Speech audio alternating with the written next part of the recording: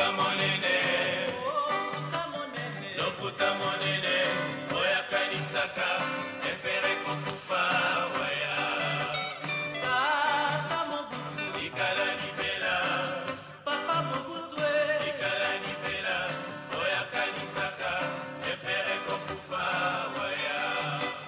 Papa maréchal, banana yokimia. Joseph Mobutu est un jeune journaliste à l'époque où le Congo est encore une colonie belge. Lorsqu'on a affaire à un peuple comme le mien, on ne peut pas se sentir fatigué. Un chef qui se sent aimé, et vous voyez ce plaisir de se savoir aimé par son peuple. Je ne dis pas adoré pour ne pas exagérer. Se savoir aimé, ça fait plaisir. On se tuerait pour ce peuple.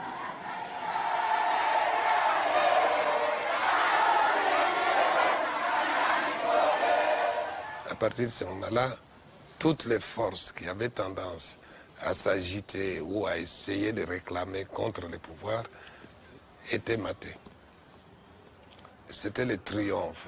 En 1970, c'était le grand triomphe de Mobutu. Il était le maître après Dieu, l'unique propriétaire du pays, l'unique propriétaire des richesses du pays, l'unique propriétaire des vies de tous les gens qui étaient dans le pays.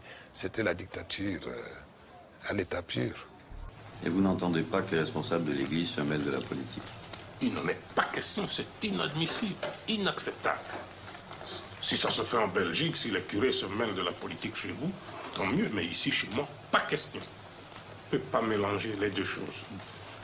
Même le Christ lui-même était formel. Hein? À Dieu ce qui est à Dieu, à César ce qui est à César. Il est question de préparer un coup d'État militaire à la date du 30 septembre.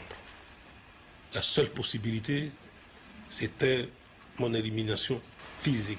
5 ou 6 jours avant le coup, un adjudant est venu me mettre au courant.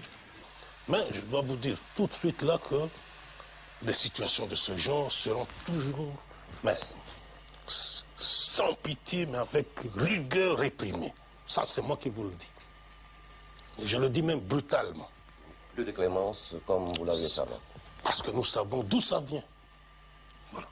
Sur le plan intérieur, si au Zaïre de Mobutu, il y a une chose qui marche, c'est au moins les services de sécurité.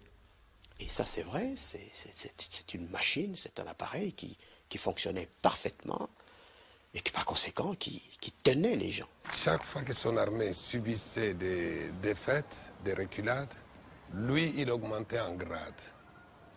Chaque fois. Et ça, c'est quelque chose qu'on ne comprenait pas. Il parvenait à transformer ses défaites en victoires.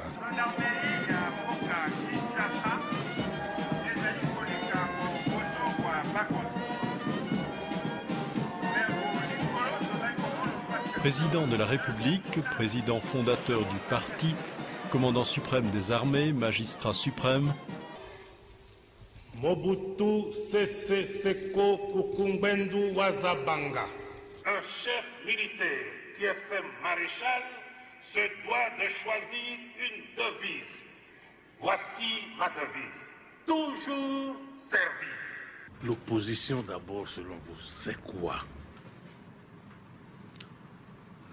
Ne me dites pas. Est-ce que les aigris, ce même Mobutu, qu'on chantait hier, avant-hier, on le traîne dans la boue? Ne confondez pas les choses. Eh bien, les quelques aigris là, comme on le chante chez vous, les chiens aboient, la caravane passe. Je peux affirmer, un peu comme le bon pasteur de l'Évangile, je connais mes compatriotes et mes compatriotes me connaissent. Je dois parfois frapper, et même très durement. Mais comme vous le savez, nous vivons sur la terre des hommes. Et si un chef doit savoir punir, j'estime que le pardon est quelquefois nécessaire. Ceci dit, mon chemin est simple.